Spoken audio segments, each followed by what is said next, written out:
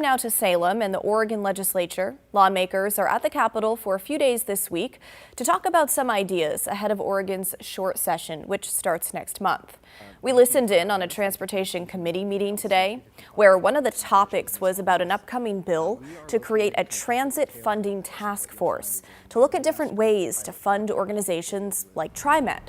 The last transportation funding package was created in 2017. It was called the Statewide Transportation Improvement Fund, also known as STIF. The STIF program is funded by 0.1% employee payroll tax.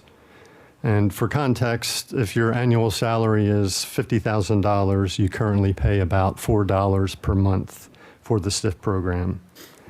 And your $4 is kept at the local level because it is directed to the transit agency that provides service for the area where you work.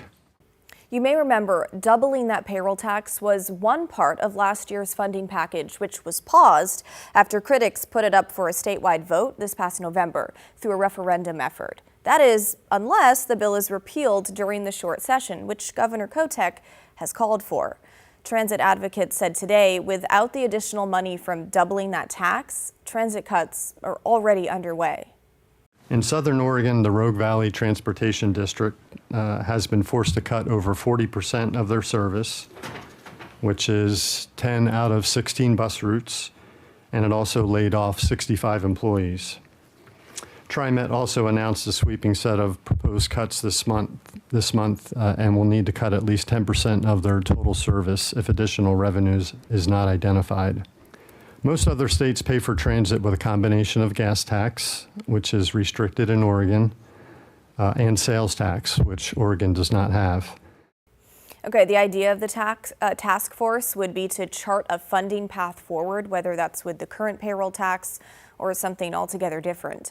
And while the idea for the task force bill advanced today, there was some pushback. Listen.